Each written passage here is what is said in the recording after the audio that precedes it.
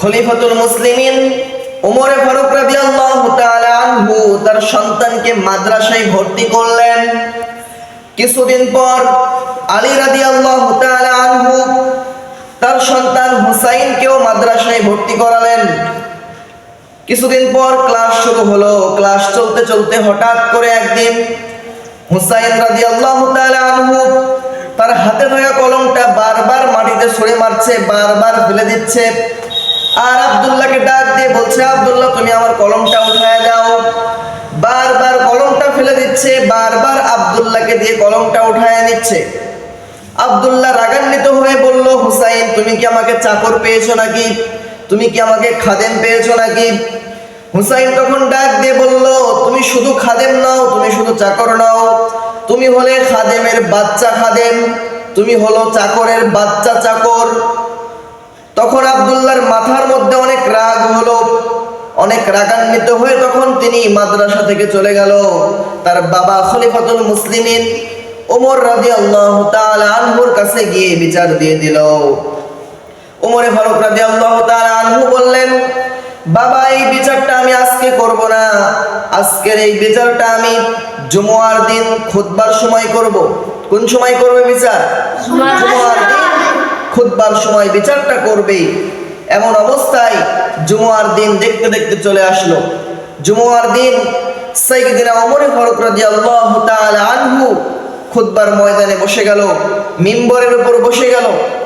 বসে যাওয়ার পর হুসাইন রাদিয়াল্লাহু তাআলা আনহুকে ডাক দিল, তার সন্তান আব্দুল্লাহকেও ডাক দিল। এক জায়গায় করে মুসল্লিদের সামনে তার বিচার করবে। হুসাইনকে জিজ্ঞাসা করলো, হুসাইন তুমি আমার সন্তানকে চাকরের বাচ্চা চাকর বলেছো কেন? হুসাইন তখন বলল, ইয়া আমিরাল মুমিনিন ওমর রাদিয়াল্লাহু তাআলা আনহু, আপনি কি আমার নানার খাদেম ছিলেন না?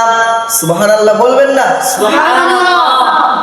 ওমর রাদিয়াল্লাহু তাআলা আনহু কিন্তু আল্লাহর রাসূলের খাদেম ছিল, কথা বলেন ঠিক কি না?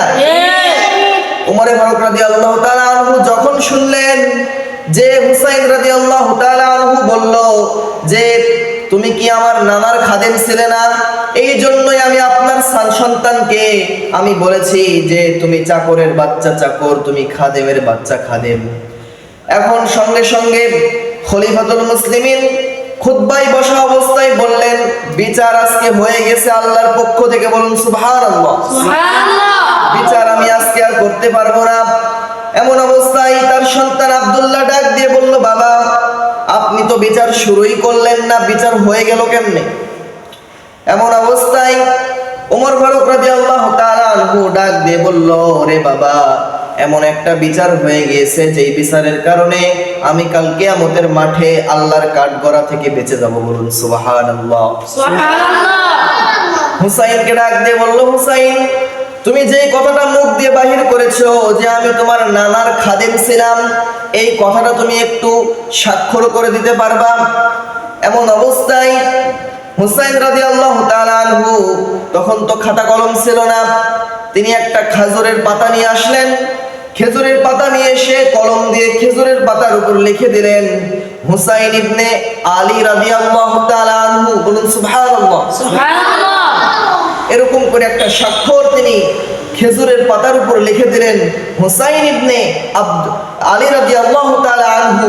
এমন অবস্থায় ওমর ফারুক রাদিয়াল্লাহু তাআলা আনহু খেজুরের পাতাটা হাতে নিয়ে মুসল্লিদেরকে দেখিয়ে বললেন, হে আমার মুসল্লিরা দেখো তোমরা, হুসাইন রাদিয়াল্লাহু তাআলা আনহু সাক্ষ্য দিয়েছে, স্বাক্ষর করে দিয়েছে খেজুরের পাতায় যে আমি আল্লাহর রাসূলের খাদেম ছিলাম, আমি আল্লাহর রাসূলের গোলাম ছিলাম, চাকর ছিলাম। এরকম করে আমি একটা স্বাক্ষর প্রমাণ নিয়েছি। এই স্বাক্ষর, এই প্রমাণটা আমি তোমাদের কাছে দিয়ে দিলাম। আমি মরে যাবার পর তোমরা আমার কাফনের কাপড়ের মধ্যে এই স্বাক্ষরটা দিয়ে দিবা, বলুন সুবহানাল্লাহ। সুবহানাল্লাহ।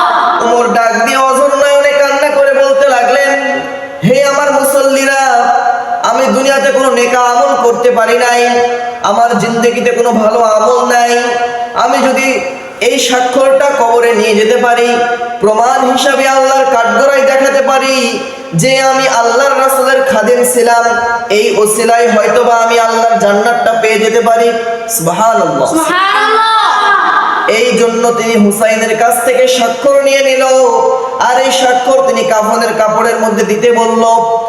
আল্লাহর রাসূল তার আগেই হাদিসের মধ্যে বর্ণনা করে বলে দিয়েছেন যে দুনিয়ার মধ্যে আমি রাসূলের পর যদি কারো নেক আমল বেশি হয়ে থাকে সেটা হলো ওমর রাদিয়াল্লাহু তাআলা আনহু। সুবহানাল্লাহ। আল্লাহর রাসূল বলেন ওমর রাদিয়াল্লাহু তাআলা আনহু 26 বছর বয়সে ঈমান এনেছে। 26 বছর বয়সে তিনি ইসলাম ধর্ম গ্রহণ করেছে। ইসলাম ধর্ম গ্রহণ করার পর ওমর ফারুক রাদিয়াল্লাহু তাআলা আনহু যতদিন দুনিয়াতে বেঁচে ছিল ততদিন যেই নেক আমলগুলো করেছে, এই নেক আমল যদি কোনো মানুষ কিয়ামত পর্যন্ত গুনতে থাকে তাও শেষ করতে পারবে না। বলুন সুবহানাল্লাহ। এত আমল তিনি করত, এত নেক আমল তিনি করত যে নেক আমলগুলো কিয়ামত পর্যন্ত গুনে গুনে শেষ করা যাবে না। আল্লাহু আকবার।